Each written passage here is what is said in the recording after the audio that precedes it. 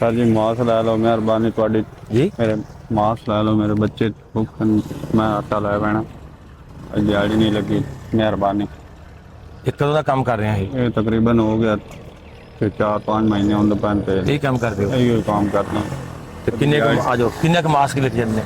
कोई नहीं आज लिखे ही कोई नहीं कुछ 30-40 बेक पैंदा जी बच्चों दे रोजी पूरी करिंदी है लिखे कोई नहीं सर जी, ते मेहरबानी करो मास्क लै लो। ਇਹਦੇ ਵਿੱਚ ਕਿੰਨੀ ਕੁ ਦਿਹਾੜੀ ਬਣ ਜਾਂਦੀ ਹੈ? कोई नहीं सर जी, वो लून पानी बन पैंदा जी।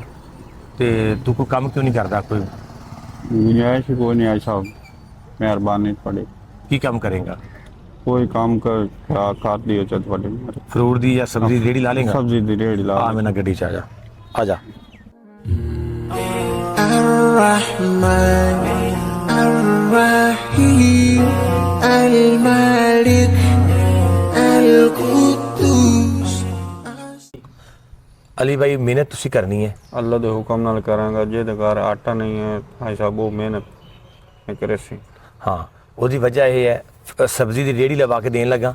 ਸਬਜ਼ੀ ਦੇ ਵਿੱਚ ਤੈਨੂੰ ਬੜਾ ਫਾਇਦਾ, ਤੂੰ ਕਮ ਸੇ ਕਮ ਅਗਰ ਕੋਸ਼ਿਸ਼ ਕਰੇ 1000 ਰੁਪਏ ਤੂੰ ਦਿਹਾੜੀ ਦਾ ਬਚਾ अल्लाह ਸਕਦਾ। दे हुक्म नाल ਠੀਕ ਹੈ, ਇਹ ਮਾਸਕਾਂ ਦੇ ਵਿੱਚ ਤੈਨੂੰ ਕੁਛ ਨਹੀਂ ਬਚਣੀ, ਠੀਕ ਹੈ। ਇਹ ਤੇ ਐਵੇਂ ਇੱਕ ਟਾਈਮ ਪਾਸ ਹੈ।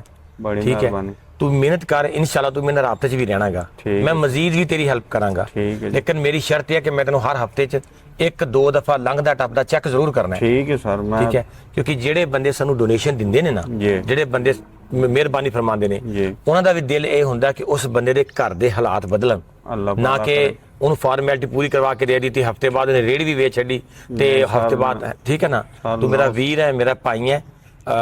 ਇਨਸਾਨ ਦੇ ਚੰਗਾ ਟਾਈਮ ਔਰ ਮਾੜਾ ਟਾਈਮ ਆ ਸਕਦਾ ਹੈ, ਕਿਸੇ ਤੇ ਵੀ ਆ ਜਾਂਦਾ ਹੈ। ਠੀਕ ਹੈ ਸਰ। ਮਿਹਨਤੀ ਬੰਦਿਆ, ਤੂੰ ਮੈਨੂੰ ਤੇਰੇ ਪਤਾ ਕਿ ਤੂੰ ਮਿਹਨਤ ਕਰੇਗਾ। अल्लाह दे हुक्म नाल मेहनत करे सी। ਹਾਂ अल्लाह तुहाडे बच्चों ਨੂੰ दुआएं दे सन जी। ਆਮੀਨ ਆਮੀਨ। ਉਹਨਾਂ ਨੂੰ ਤੁਸੀਂ ਦੁਆ ਕਰੋ ਕਿ ਜਿਨ੍ਹਾਂ ਨੇ ਤੁਹਾਡੇ ਵਾਸਤੇ ਇਹ ਇੰਤਜ਼ਾਮ ਕਰਕੇ अल्लाह ਦਿੱਤਾ ਹੈ, पाक ਉਹਨਾਂ ਨੂੰ ਅੱਲਾਹ ਤਾਲਾ ਦੀ ਤਰਫੋਂ ਇਹ ਇੰਤਜ਼ਾਮ ਹੋਇਆ ਹੈ। ਠੀਕ। ਅੱਲਾਹ ਤਾਲਾ ਨੇ ਤੇਰੇ ਤੇ ਕਰਮ ਕੀਤਾ ਹੈ। ਠੀਕ ਹੈ, ਅੱਜ ਦੇ ਇਸ ਦੌਰ ਦੇ ਵਿੱਚ 50-60 ਹਜ਼ਾਰ ਰੁਪਇਆ ਕੋਈ ਕਿਸੇ ਤੇ ਨਹੀਂ ਲਾਂਦਾ। नहीं बड़ी मेहरबानी आई साहब, बच्चे ने याद रखने। ਬਸ ਮੈਨੂੰ ਅੱਛਾ ਲੱਗੇਗਾ, ਅੱਲਾਹ ਪਾਕ। ਮੈਨੂੰ ਬਹੁਤ ਅੱਛਾ ਲੱਗੇਗਾ ਕਿ ਤੁਸੀਂ ਆਪਣੇ ਬੱਚਿਆਂ ਵਾਸਤੇ ਜਿਹੜਾ ਨਾ ਮਿਹਨਤ ਕਰ ਰਹੇ ਹੋ, ਠੀਕ ਉਹਨਾਂ ਨੂੰ ਜਨਾਬ ਬੜੀ ਕਮਾ ਕੇ ਖਵਾ ਰਹੇ ਹੋ, ਠੀਕ ਕਿਸੇ ਦੇ ਹਾਂਜੀ ਹੱਥ ਨਹੀਂ ਉਹ ਕਰ ਰਹੇ। जी। ਸਾਰੀ ਜ਼ਿੰਦਗੀ ਇਨਸਾਨ ਜਿਹੜਾ ਹੈ ਨਾ ਮਿਹਨਤ ਕਰਨ ਵਾਲਾ ਹੀ ਅੱਲਾਹ ਤਾਲਾ ਨੂੰ ਪਸੰਦ ਹੈ। अल्लाह पाक ठीक है। दे हुक्म नाल मेहनत करे। ਚਲੋ ਤੁਹਾਨੂੰ ਹੁਣ ਰੇੜੀ ਲੈ ਕੇ ਦਿੰਨੇ ਆ। المؤمن المهيمن العزيز الجبار المتكبر الخالق। अस्सलाम वालेकुम जी। ਇਹ ਭਾਈਜਾਨ ਨੇ ਮੁਹੰਮਦ ਅਲੀ ਇਹਨਾਂ ਦਾ ਨਾਮ ਹੈ।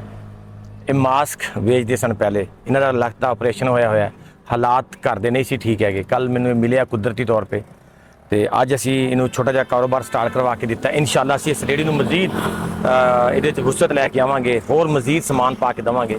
ਮਕਸਦ ਇਹ ਕੀ ਹੈ ਕਿ ਇਹ ਹੱਕ ਹਲਾਲ ਤਰੀਕੇ ਨਾਲ ਇੱਜ਼ਤ ਨਾਲ ਆਪਣੇ ਬੱਚਿਆਂ ਦੀ ਰੋਜ਼ੀ ਕਮਾ ਸਕੇ। ਇਸ ਦੁਨੀਆ ਤੋਂ ਕੋਈ ਚੀਜ਼ ਨਹੀਂ ਲੈ ਕੇ ਜਾਣੀ। ਜਦੋਂ ਤੁਸੀਂ ਕਿਸੇ ਦੇ ਬੱਚਿਆਂ ਵਾਸਤੇ ਇਨਸਾਨੀ ਹਮਦਰਦੀ ਵਾਸਤੇ ਤੁਸੀਂ ਕੁਝ ਕਰਦੇ ਹੋ ਤਾਂ ਅੱਲਾਹ ਤਾਲਾ ਦੇ ਹਾਂ ਉਹ ਬਹੁਤ ਬੜਾ ਅਜਰ ਅਜ਼ੀਮ ਹੈ। ਮੈਂ ਬਹੁਤ ਸ਼ੁਕਰੀਆ ਅਦਾ ਕਰਾਂਗਾ ਉਹਨਾਂ ਖੂਬਸੂਰਤ ਲੋਕਾਂ ਦਾ ਜਿਹੜਾ just for humanity welfare foundation ਨੂੰ ਸਪੋਰਟ ਕਰਦੇ ਨੇ, ਓਵਰਸੀਜ਼ ਪਾਕਿਸਤਾਨੀ ਜਿਹੜੇ ਭੈਣ ਭਾਈ ਡੋਨੇਸ਼ਨ ਭੇਜਦੇ ਨੇ। ਮੈਂ ਉਹਨਾਂ ਦਾ ਸ਼ੁਕਰੀਆ ਅਦਾ ਕਰਾਂਗਾ ਕਿ ਅੱਜ ਤੁਹਾਡੀ ਵਜ੍ਹਾ ਤੋਂ ਇੱਕ ਫੈਮਿਲੀ ਦਾ ਰੋਜ਼ਗਾਰ ਬਣ ਗਿਆ। ਜਜ਼ਾਕ ਅੱਲਾਹ। ਪਾਕਿਸਤਾਨ ਜ਼ਿੰਦਾਬਾਦ।